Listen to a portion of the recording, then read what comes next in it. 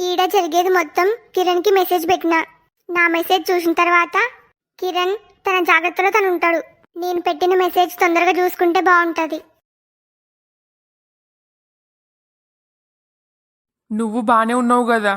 నాకేమైంది? నేను బానే ఉన్నా. అయినా ఎందుకు అట్లా అడుగుతున్నావు?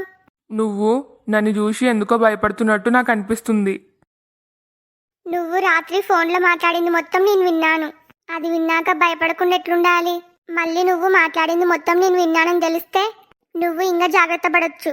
నాకు ఏమి తెలియనట్టే ఉండాలి. సారీ పల్లవి. నాకెందుకు సారీ చెప్తున్నావు? నాకి మొత్తం అర్థమైంది. ఏమర్థమైంది?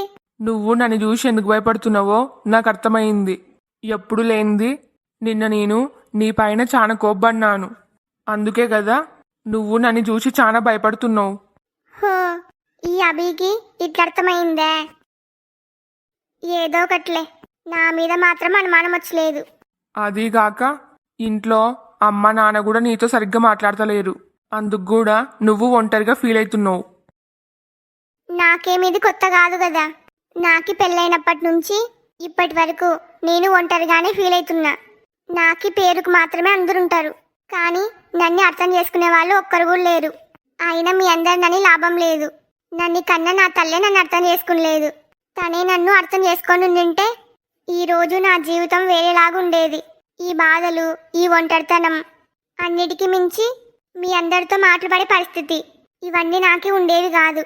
ఏం చేస్తాం, నా కర్మ. పల్లవి చెప్పే దానిలో నిజముంది. పాపం వాళ్ళమ్మ చేసిన పనికి ఈ పల్లవి ఇన్ని రోజుల నుంచి ఒంటరిగా ఫీల్ అవుతుంది. తను సంతోషంగా లేదు, అవతల వాళ్ళని సంతోషంగా ఉండనిస్తలేదు. ఏం చేస్తాం, నా కర్మ ఇట్లుంది. చూడు పల్లవి, గతంలో జరిగిపోయిందేమో జరిగిపోయింది. ఇప్పుడు దాని గురించి ఆలోచించి బాధపడి లాభం లేదు. నువ్వు ఎంత సఫర్ అవుతున్నావో దానికి రెట్టింపు నేను కూడా సఫర్ అవుతున్నా. ఒకవైపు నువ్వు సంతోషంగా లేవు, మమ్మల్ని కూడా సంతోషంగా ఉండనిస్తలేవు. ఇదంతా ఎందుకు చెప్పు? నువ్వు ఇప్పటికైనా మారొచ్చు కదా. ఇంకా ఎన్ని రోజులని? నువ్వు ప్రేమించిన వాడిని మర్చిపోకుండా అట్లే గుర్తు చేసుకుంటావు. లైఫ్ అంటే అంతే. కొన్నిసార్లు మనం కోరుకున్నది మనకి దక్కకపోవచ్చు. అట్లని మనం ఆడనే ఆగిపోతే అది ఎంతవరకు కరెక్ట్? నువ్వే ఒకసారి దీని గురించి ఆలోచించు. ఏంది ఆలోచించేది? చెప్పకనే చెప్తున్నాడు, కిరణ్ని మర్చిపోయి నాతో కలిసి సంతోషంగా ఉండు అని. అది ఈ జన్మలో జరగదు. కిరణ్ నా జీవితంలోకి వస్తాడో రాడో అది తెలియదు, కానీ ఈ అభినే కాదు ఇంకెవరిని నేను నా జీవితంలో యాక్సెప్ట్ చేయలేను. నేను జీవితాంతం ఇట్లా ఒంటరిగా ఉండడానికైనా రెడీ, కానీ నీతో మాత్రం ఉండను.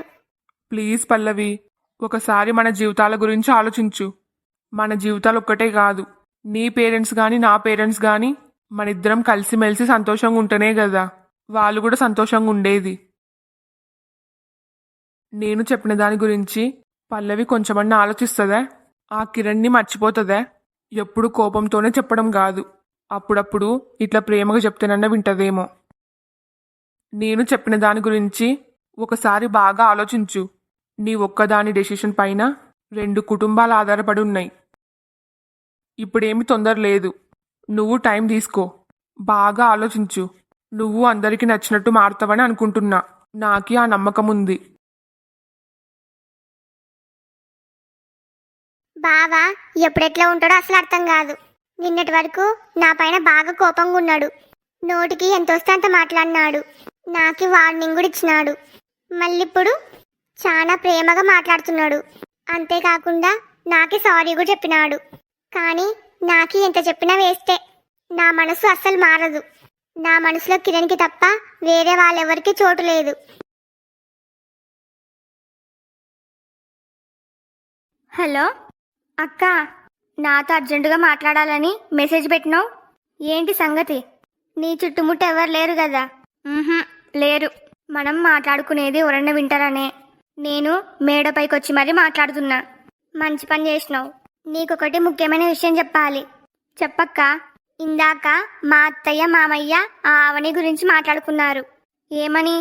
ఇంకో వారంలో అవనీది పుట్టినరోజు. మా ముసలోళ్ళిద్దరూ అవనీకి సర్ప్రైజ్ ఇవ్వాలని సరాసరి మీ ఇంటికే రావాలని మాట్లాడుకున్నారు. అవునా? అయినా ఇదంత ముఖ్యమైన విషయం కాదు కదా. మరి నాకెందుకు ఫోన్ చేసి చెప్తున్నావు? దానికి ఒక కారణం ఉంది. ఇప్పుడు మా అత్తయ్య మామయ్య ఎవ్వరికి చెప్పకుండా సరాసరి మీ ఇంటికి వస్తారు. అవనికి సర్ప్రైజ్ ఇస్తారు. నిజానికి మీ ఇంట్లో వాళ్ళు ఏమనుకోరు. మా అత్తయ్యకి మామయ్యకి బాగానే మర్యాదలు చేస్తారు. కానీ పక్కన నువ్వు ఉంటావు కదా, నీకి అదే కరెక్ట్ ఛాన్స్. ఎట్లయినా సరే మా అత్తయ్యకి మామయ్యకి బాగా అవమానం జరగాలి. వాళ్ళు అటు నుంచి తిరిగి వచ్చేటప్పుడు మస్తు బాధతో తిరిగి రావాలి. వాళ్ళ అమ్మకి నాన్నకి అవమానం జరిగిందని పుట్టినరోజు నాడే ఆవని కుమిలి కుమిలి ఏడ్చాలి. అర్థమైందక్క, నాకు బాగా అర్థమైంది. ఇంకా నాకు వదిలేయి. ఇలాంటి విషయాల్లో నా ప్లాన్ పకడ్బందీగా ఉంటుంది. మీ అత్తయ్యని మామయ్యని అవమాన పడేటట్టు చేయాలో నాకు బాగా తెలుసు. సరే స్వప్న, ఇంతకీ నువ్వు ఆడే డ్రామా ఎంతవరకు వచ్చింది? ఏమో అక్క, అవనీని ఇంట్లో నుంచి బయటికి పంపించడానికి నేను నానాక ప్రయత్నాలు చేస్తున్నా. కానీ అన్ని ప్రయత్నాలు బెడిసిగొడుతున్నాయి. నేను వాళ్ళందరి దృష్టిలో ప్రెగ్నెంట్. ఆయన కూడా సరే నన్ను కొంచెం కూడా లెక్క చేసలేరు. ముఖ్యంగా మా అమ్మ మా నాన్న. మరి మీ అన్నయ్య సంగతి ఏంది? మా అన్నయ్య కూడా ఇంతవరకు అవనికే సపోర్ట్ చేసినాడు. కానీ ఏమైందో ఏమో, అవనికి అన్నయ్యకి మధ్య గొడవ జరిగింది. నాకే దొరికిందే ఛాన్స్. ముందే అన్నయ్య అవని మీద కోపంగా ఉన్నాడు. ఆ కోపానికి తోడు నేను కూడా అవని మీద ఉన్నవి లేనివి అన్ని కలిపి గిల్లలు చెప్పిన. మా అన్నయ్య కోపం ఇంకా ఎక్కువైంది. ఏంది నువ్వు చెప్పేది నిజమా స్వప్న? అవునక్క, ఎంత మంచి గుడ్ న్యూస్ చెప్పినావు. ఇదేం చూసినావు? మా అన్నయ్య మాట్లాడిన మాటలకి అవని ఎక్కెక్కేర్చిందంట. ఇది ఇంతటితో అయిపోయలేదు. నేను ఎప్పటికప్పుడు అగ్నిలో ఆజ్యం పోస్తూనే ఉంటా. మా అన్నయ్యకి ఆ అవని పైన కోపం ఇంకా ఎక్కువ కావాలి. అయితే మనం అనుకున్న ప్లాన్ వర్కౌట్ అవుతుంది. అవునక్క, నువ్వు అస్సలు తగ్గొద్దు. అవనీని ఇంట్లో నుంచి గెంటేయాలి. అదే మన లక్ష్యం. సరే అక్క, నేనుంటా మరి. సరే. అన్నయ్యతో నిన్న మాట్లాడినేదే. ఇప్పుడు అన్నయ్య కోపం ఎంతవరకు వచ్చిందో చూడాలి. మళ్ళీ అన్నయ్యకి లేనిపోనివి చెప్పి అవని పైకి ఉసిగొల్పాలి.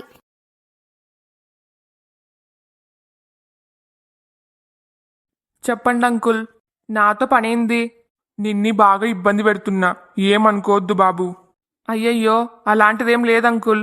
మీకి నాతో ఏం అవసరం వచ్చినా సరే మొహమాటం లేకుండా నాతో కలిసి మాట్లాడొచ్చు. ఇంతకీ విషయం ఏందో చెప్పండి. నాకు నీ నుంచి ఒక చిన్న హెల్ప్ కావాలి. ఏంది హెల్పా? అవును బాబు, నేను చేయగలిగే సాయం అయితే మీకోసం ఖచ్చితంగా చేస్తా. చెప్పండి, మీకు ఏ హెల్ప్ కావాలి? నాకు ఆ పల్లవి ఫోన్ నెంబర్ కావాలి. ఏంది పల్లవి ఫోన్ నెంబరా? ఎందుకు? నా కొడుకు ఏం చేసినా మారేలాగా కనిపిస్తలేడు. వాడి వల్ల ఇంట్లో నా కోడలు మస్తు బాధపడుతుంది. పాపం, ఆ బాధని ఎవరికి చెప్పుకోలేక తనలో తానే కుమిలిపోతుంది. అందుకే ఎలాగో కిరణ్ గాడు ఎవరు చెప్పినా వినడు. కనీసం పల్లవైనా నేను అర్థమయ్యేలాగా చెప్తే నా మాట వింటదేమో. అందుకే పల్లవి ఫోన్ నెంబర్ అడుగుతున్నా. వామ్మో, అంకుల్ సరాసరి పల్లవి ఫోన్ నెంబరే అడుగుతున్నాడు. ఇప్పుడు ఇయ్యాలనా వద్దా? ఒకవేళ ఇయ్యను అంటే అంకుల్ ఏమనుకుంటాడో ఏమో. ఒకవేళ ఇస్తే ఆ పల్లవి కూడా ఎవరి మాట వినే రకం కాదు. పల్లవి ఏమన్నా ఎక్కువ తక్కువ మాట్లాడిందనుకో, మళ్ళీ అంకుల్ ఏమంటాడో ఏమో. మళ్ళీ వాళ్ళిద్దరి మధ్య గొడవ అయితే పల్లవి జరిగింది మొత్తం కిరణ్కి చెప్తుంది. మళ్ళీ ఇంట్లో కిరణ్కి అంకుల్కి గొడవ అవుతుంది. నేను ఒక్క ఫోన్ నెంబర్ ఇవ్వడం వల్ల ఇన్ని సమస్యలు రావచ్చు. చెప్పు బాబు, నాకు పల్లవి ఫోన్ నెంబర్ ఇస్తావా? అది అంకుల్, పల్లవి ఫోన్ నెంబర్ నాతో లేదు. ఏంది? పల్లవి ఫోన్ నెంబర్ నీతో లేదా? అవును అంకుల్, నాకు పల్లవి ఫోన్ నెంబర్ ఇవ్వడం నీకిష్టం లేదని చెప్పు. నాకు బాగా తెలుసు, నువ్వు ఇంతకుముందు పల్లవికి చాలాసార్లు ఫోన్ చేసినావు. నీకు గుర్తుందో లేదో, పల్లవి కిరణ్ కంటే ఫస్ట్ నీకే ఫోన్ చేసిందని నువ్వే నాకు చెప్పినావు. మర్చిపోయినావా? చా, కంగారులో అనవసరంగా ఫోన్ నెంబర్ లేదని చెప్పిన. పాపం అంకుల్ ఏమనుకున్నాడో ఏమో. సారీ అంకుల్, మీకు ఫోన్ నెంబర్ ఇవ్వకూడదని కాదు. ఒకవేళ మీకు పల్లవి ఫోన్ నెంబర్ ఇస్తే ఆ పల్లవికి మీకు ఖచ్చితంగా గొడవ అవుతుంది. పల్లవికి పొగరెక్కువ. కనీసం పెద్దవాళ్ళని కూడా చూడకుండా నోటుకొచ్చినట్టు మాట్లాడుతుంది. మళ్ళీ మీరు పల్లవికి ఫోన్ చేసినారని పల్లవి కిరణ్కి చెప్తే ఇంట్లో మీకు కిరణ్కి గొడవ అవుతుంది. నేను ఒక్క ఫోన్ నెంబర్ ఇవ్వడం వల్ల ఇన్ని సమస్యలు. అందుకే భయపడి పల్లవి నెంబర్ లేదు అన్నాను. ప్లీజ్ అంకుల్, దయచేసి ఏమనుకోవద్దు. నాకు అర్థమైంది బాబు, నువ్వు జరగబోయే గొడవలు సమస్యల గురించి ఆలోచిస్తున్నావు. ఒకవేళ పల్లవిలో నేను చెప్పిన మాటల వల్ల మార్పు వస్తే అప్పుడు అవని జీవితం బాగుపడుతుంది కదా. కానీ నేను చెప్పాల్సింది చెప్పినా. నా కొడుకు కోడల జీవితం బాగుపడుతుందని చిన్న ఆశ అంతే. ఇంకా పల్లవి ఫోన్ నెంబర్ నాకు ఇస్తావో ఇయ్యవో నీ ఇష్టం. ఇయ్యాలా వద్దా ఇంతగా అడుగుతున్నాడు. పాపం, ఇస్తే తప్పేముంది, అంకుల్ ప్రయత్నం అంకుల్ చేస్తాడు. నువ్వు అంతగా ఆలోచిస్తున్నావంటే నాకీ ఫోన్ నెంబర్ ఇవ్వడం నీకిష్టం లేదు. నాకే అర్థమైంది. నువ్వు ఇబ్బంది పడాల్సిన అవసరం లేదు. నేనొస్తా. అంకుల్ ఆగండి. పల్లవి ఫోన్ నెంబర్ మీ ఫోన్కి సెండ్ చేసిన. ఇప్పుడు ఓకేనా? చాలా థ్యాంక్స్ బాబు. మరేం పర్లేదు అంకుల్. కానీ ఒకటి, ఆ పల్లవితో కొంచెం జాగ్రత్తగా మాట్లాడండి. మన కిరణ్ కంటే ఆ పల్లవి ఇంకా మొండిది. సరే బాబు. ఇప్పుడు ఏమైతుందో చూడాలి. నా వల్ల వీళ్ళ మధ్య గొడవలు సమస్యలు రాకుండా ఉంటే అదే చాలు. అవని, ఏంది అవని అని అంత దీర్ఘం చేసి పిలుస్తున్నావు? ఏం లేదు, ఊకనే. నా కోసం వంట ఏం చేస్తున్నావు? ఆల్రెడీ టిఫిన్ చేసినారు కదా, మళ్ళేంది అప్పుడు ఆకలేస్తుందే?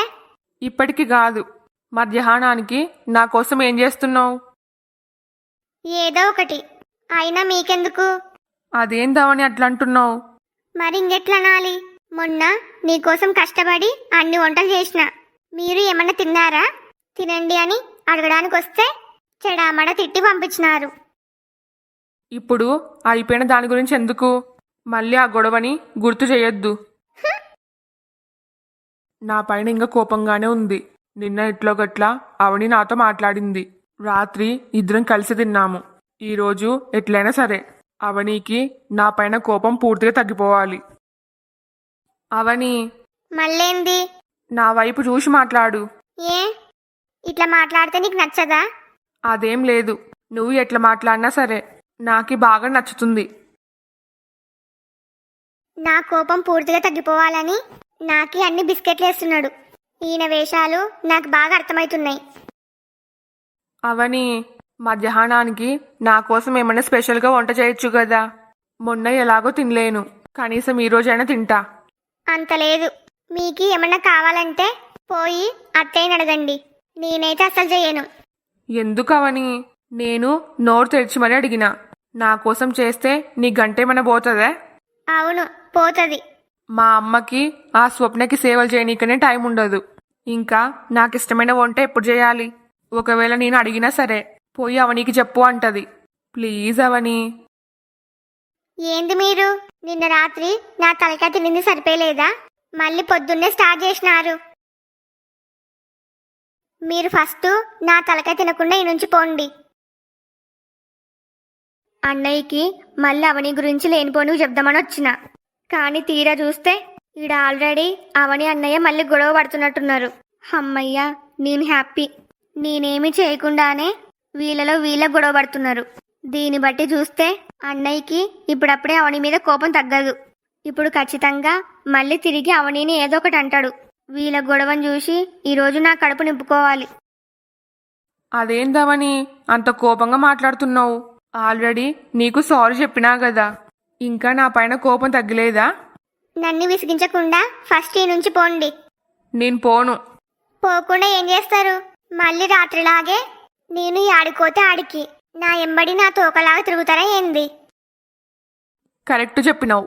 నా కోసం నాకి నచ్చిన వంట చేసే వరకు నేను ఈయన్నే కూసుంటా. అమ్మో అమ్మో అమ్మో, ఇది కలనా నిజమా? నేను అనుకున్నదేంది, ఇడ జరిగేదేంది? అన్నయ్య ఏంది అవనితో అంత క్లోజ్గా మాట్లాడుతున్నాడు? అదీగాక అవనిని బ్రతిమాలుతున్నాడు. అంటే వీళ్ళిద్దరు మళ్ళీ కలిసిపోయినారా? నేను అవని పైన చెప్పిన గిల్లలు, అన్నయ్యకి అవని పైన ఉన్న కోపం, ఇవన్నీ ఎడుకునే అసలు. అన్నయ్య ఏం జరగనట్టే యథావిధిగా అవనితో మాట్లాడుతున్నాడు. చ, ఈ అవని తక్కువది కాదు. మళ్ళీ ఏదో ఒకటి చెప్పి మా అన్నయ్యని బుట్టలో వేసుకున్నట్టుంది. నేను చాలా నమ్మకంతో ఉంటి అన్నయ్యకి అవనికి మధ్య ఖచ్చితంగా దూరం ఎక్కువైతుంది అని. మళ్ళీ నా ప్లాన్ ఫెయిల్ అయినట్టే. కాని మళ్ళీ నాకు ఛాన్స్ రాకుండానే ఉంటుందా ఏంది? ఇంకో వారంలో ఈ అవని పుట్టినరోజు ఉంది కదా, అప్పుడు చెప్తా దీని సంగతి.